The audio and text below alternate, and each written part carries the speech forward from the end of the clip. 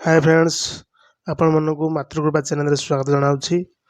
आज हूँ श्रावण मास शुक्ल पक्ष दशमी गुरुवार एवं अगस्ट मास 15 तारिख स्वाधीनता दिवस। आज जेहेतु शुक्ल पक्ष दशमी गुरुवार पड़ी आज हूँ माँ लक्ष्मी प्रिय सुदशा व्रत। चलतु आज से विषय मुझे जहाँ भी जानी कि जनइबा जाऊँगी। चलतु आ डेरी नक आरंभ करवा आज नुआ भिडटी को। जीवा पूर्व आपदे आपण मैंने भिडियो देखु संपूर्ण देखु और गोटे लाइक करूँ सब्सक्राइब करूँ। जो मैंने नुआ कर भिडियो देखुं से सब्सक्राइब करूँ।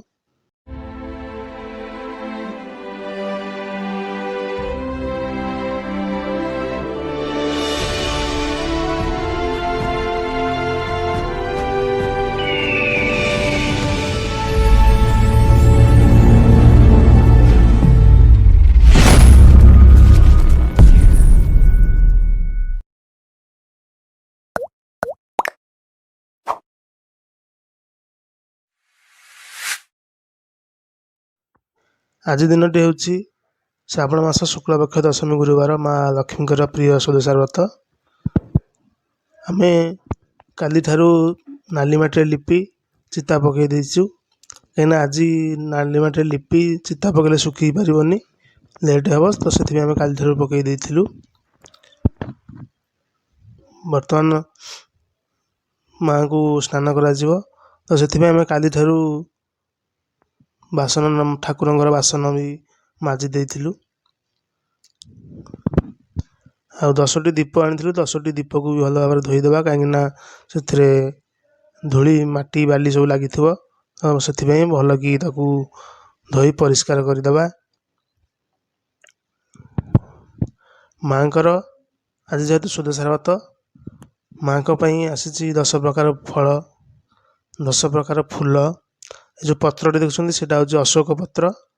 घर मुख्य द्वार में तोरण दिज्व किपर तोरण दिज्व मुझे आग को कहि आपण भिडियो संपूर्ण देखु जमारू स्क्रिप करूँ ना। 10 प्रकार फूल भी आसी माँ प्रिय फूल हूँ पद्म फूल आमर प्रिय फूल हूँ गोलाप फूल भी आसी।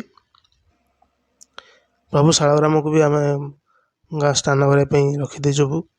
मतलब पंचामृत तैयारी कर पंचामृत आप जानी 5टी जिनस पड़े घी दही महू गुड़ क्षीर पड़ी पंचामृत तैयारी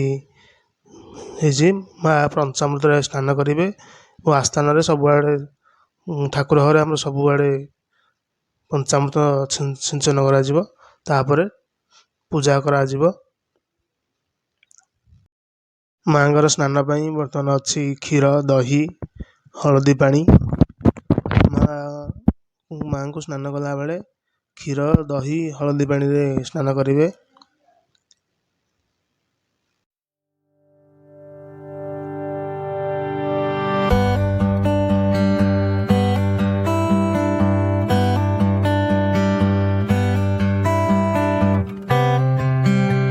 माँ को स्नान कला बेले माँ एक बड़ थाली नहीं आसवे कहीं माँ स्नान जल कुआड़े जमी घरे न पड़े कहीं गाँ गोड़ जमी न पड़े से ध्यान देवे। आम माँ को स्नान कला प्रथम चंदन पेड़ हरिड़ा बाहाड़ा हरिड़ा अँला ताको घोरी माँ देहरे स्नान करने लेप देलु। तापर हलदी माँ हलदी आसला हलदी भी लेप दिया। तापर क्षीर दही और हलदी पानी माँ को भल भाव स्नान करवा।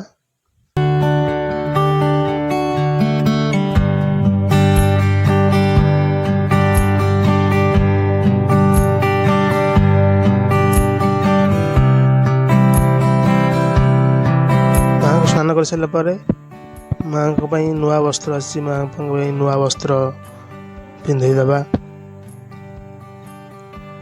आज जेहेतु सुदशा व्रत माँ तो नुआ वस्त्र पिंधा नुआ शंखा माँ को आस्थान तैयारी पीढ़ा उपर भल नुआ कपड़ा पकईकि फूल छिंचा माँ को आस्थान कर। आम घर सर्वदेवा देवी पूजा पाऊँ आम सर्वदेवा देवी को ସେହିପରି ଭଲ ଭାବରେ ମାର୍ଜନା କରି ଗାଧୋଇ ଦେବା।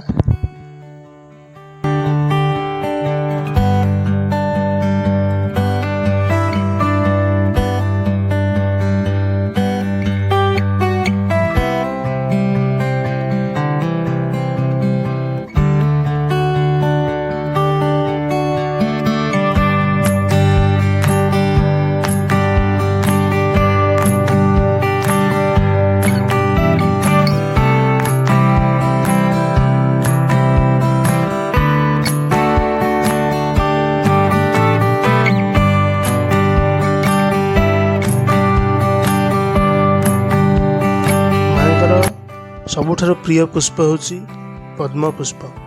ପଦ୍ମ ପୁଷ୍ପ ତ ଫୁଲ ଫୁଟିଲା ଫୁଲ ମିଳେନି, ତ ସେଥିପାଇଁ ଆମେ ବଜାରରୁ କଢ଼ କିଣିକି ଆଣିଲୁ। ତ କଢ଼କୁ ଆମେ ସେଥିପାଇଁ ଫିଟେଇ ଦେଇକି ତାକୁ ମା'ଙ୍କୁ ଅର୍ପଣ କଲୁ। ମା'ଙ୍କୁ ଏବେ ସବୁ ପୁଷ୍ପ ଦେଇ ତାଙ୍କୁ ମା'ଙ୍କୁ ସଜେଇଦେବା। ଏବେ ମା'ଙ୍କ ପାଇଁ ଫୁଲ ଗୁନ୍ଥା ହେଉଛି। ମା'ଙ୍କର ଟଗର ଫୁଲ ପ୍ରିୟ, ଧଳା ପୁଷ୍ପ, ସେଥିପାଇଁ ମା'ଙ୍କ ପାଇଁ ଫୁଲ ଗୁନ୍ଥା ଚାଲିଛି।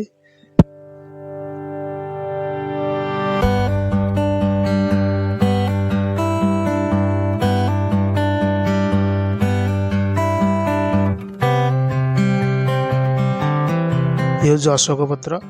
ଅଶୋକ ପତ୍ର 21ଟି ଆଣିବେ।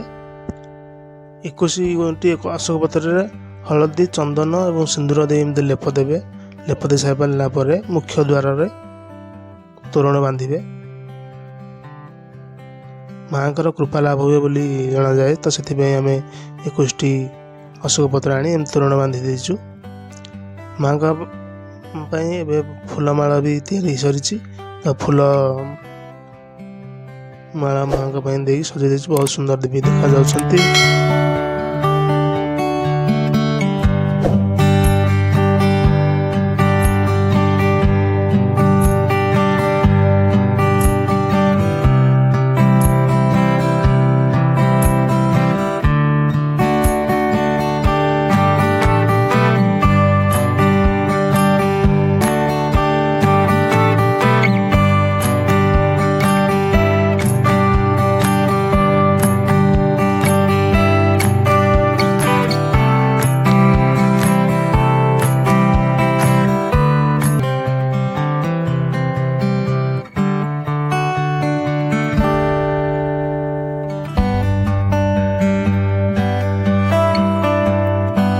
ସ୍ନାନ କରିସାରିଲା ପରେ ଆଗ ପୂର୍ବଥରକ ଯେଉଁ ସୁଦଶା ବ୍ରତ କରିଥିଲେ ସେଥିରେ ଯେଉଁ ଗୁଆ ଆମର ପୂଜା କରିଥିଲେ, ସେଇ ଗୁଆକୁ ଭଲକି ହଳଦୀ ପାଣିରେ ଧୋଇ ଦେଇ ସେଥିରେ ଚନ୍ଦନ ସିନ୍ଦୁର ଦେଇ ବର୍ତ୍ତମାନ ଆମେ ମା'ଙ୍କ ପାଖରେ ଫୁଲ ସବୁ ଦେଇ ମା'ଙ୍କ ପାଖରେ ତାଙ୍କୁ ରଖିବା। ସେଇ ଗୁଆ ହିଁ ମା'ଙ୍କ ପାଖରେ ପୂଜା ହେବ। ଆମ ଏଥିରେ 10ମୁଖୀ ଦୀପ ଜଳା ହୁଏ। 10ମୁଖୀ ଦୀପ ମିଳିଲାନି, ତ ଆମେ ସେଥିପାଇଁ 10ଟି ଦୀପ ଗୋଟେ ଜାଗାରେ ରଖିକି ଆମେ ତାକୁ ଜାଳିବୁ। ଆଜି ଯେଉଁ ବ୍ରତ ପୂଜା କରିବେ ସେ ବ୍ରତକୁ ହଳଦୀ ପାଣିରେ ଭଲକି ବୁଡ଼େଇ ଦେଇ ତାକୁ ଧୋଇ ଦେଇକି ମା'ଙ୍କ ପାଖରେ ରଖିବେ। ମା'ଙ୍କର ବହି ପଢ଼ା ବେଳେ ମା'ଙ୍କର 10 ନାମ ନେଇ 10ଟି ଗଣ୍ଠି ଦେବେ। 10ଟି ଗଣ୍ଠି ଦେଇ ମା'ଙ୍କ ପାଖରେ ତାକୁ ଭଲକି ପୂଜା କରିବେ। ପୂଜା କରିସାରିଲା ପରେ ପୂଜା ସରିଲା ପରେ ତାକୁ ନେଇ ହାତରେ ବାନ୍ଧିବେ। ଆମେ ଏବେ 10ଟି ଗୁଆ ଚନ୍ଦନ ସିନ୍ଦୁର ଦେଇ ରଖିଛୁ। 10ଟି କଉଡ଼ି ବି ସେଠି ରହିବ। 10ଟି କଉଡ଼ି, 10ଟି ଗୁଆ ମା'ଙ୍କ ପାଖରେ ପୂଜା ହେବ। ଏବେ ପୂଜା ପାଇଁ ସବୁ ପ୍ରସ୍ତୁତ ସରିଯାଇଛି। ଆଉ ଏବେ ଚାଲନ୍ତୁ ପୂଜା ଷ୍ଟାର୍ଟ କରିବା।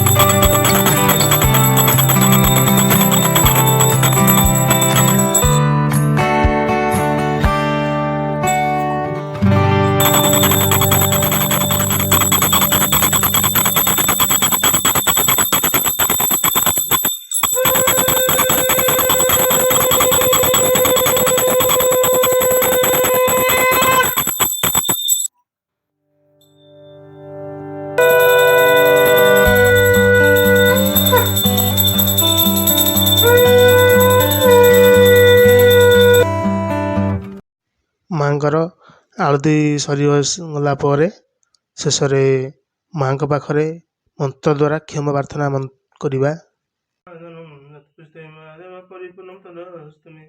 ଆବାହନಂ ନ ଜନାମି ବିସର୍ଜନಂ ଭୁଜାଚୈବ ନ ଜନାମି କ୍ଷମସ୍ୱ ପରମେଶ୍ୱର ଅନ୍ୟଥା ଶରଣଂ ନାସ୍ତି ତୁମେବ ଶରଣଂ ମମ ତସ୍ମାତ୍ କାରଣ ଭାବେନ କ୍ଷମାଂ ପରମେଶ୍ୱର।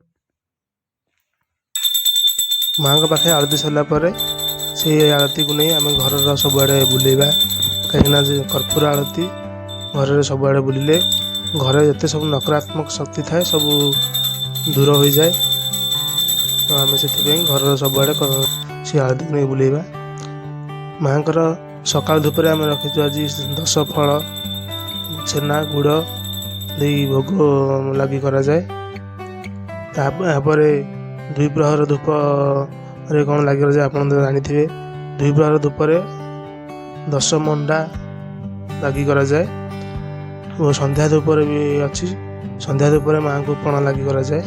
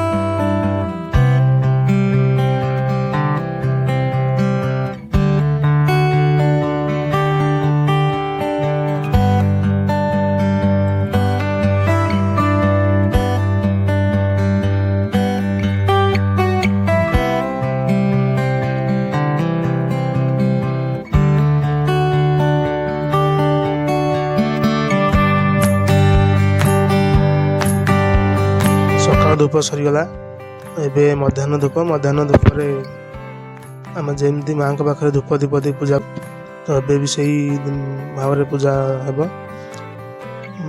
ମଧ୍ୟାହ୍ନ ଧୂପରେ ମାଆଙ୍କ ପାଖରେ 10ଟି ମଣ୍ଡା ଲାଗି କରାଯିବ।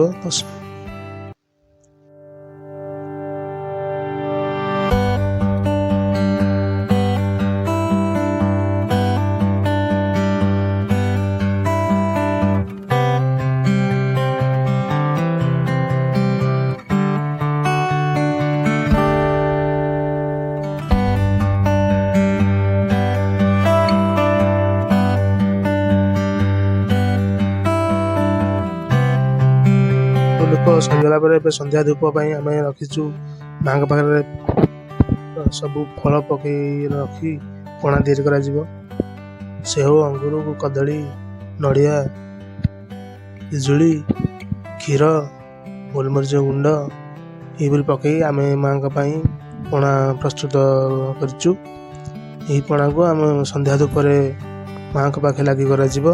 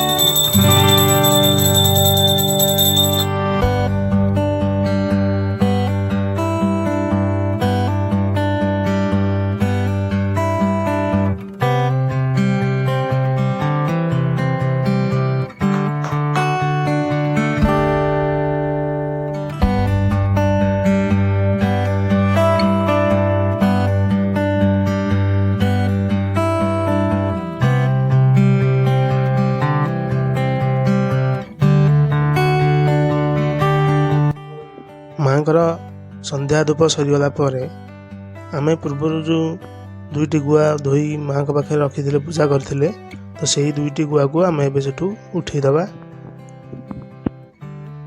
ଉଠେଇ ସାରିଲା ପରେ ଯେତେ ବ୍ରତ ସବୁ ଅଛି, ତ ସେଇ ବ୍ରତକୁ ବି ଆମେ ସେଠୁ ନେଇ ଆସିବା। ବ୍ରତକୁ ନେଇ ଆମ ହସ୍ତରେ ବାନ୍ଧିବା। ଆଉ ସେଇ ବ୍ରତ ଯେତେ ସବୁ ଅଛି ଆମେ ଆମର ପୂର୍ବରୁ ଦେଖନ୍ତୁ, ପୂର୍ବରୁ ଏଇ ବକ୍ସ ଭିତରେ ଆମେ ସବୁ ବ୍ରତ ଅଛି, ଏ ନୂଆ ବ୍ରତକୁ ବି ଆମେ ସେଇଥିରେ ରଖିଦେବା। ଏତେ ବ୍ରତ ରଖିବା କାରଣ ହେଉଛି ନା, କୌଣସି କାରଣବଶତଃ ବ୍ରତ ଯଦି ମାରା ହେଇଗଲା, ଅଣସୁଧିଆ କି ଅନ୍ୟ କୌଣସି ଛୁଆଁ ଛୁତିରେ ଯଦି ମାରା ହୋଇଗଲା, ତ ଆପଣ ସେଇ ବ୍ରତକୁ ପାଣିରେ ଉଜେଇ ଦେଇ ଆପଣ ସେଇ ଯେଉଁ ବ୍ରତ ସବୁ ରଖିଥିବେ, ନୂଆ ବ୍ରତ ଆପଣ ପିନ୍ଧି ପାରିବେ।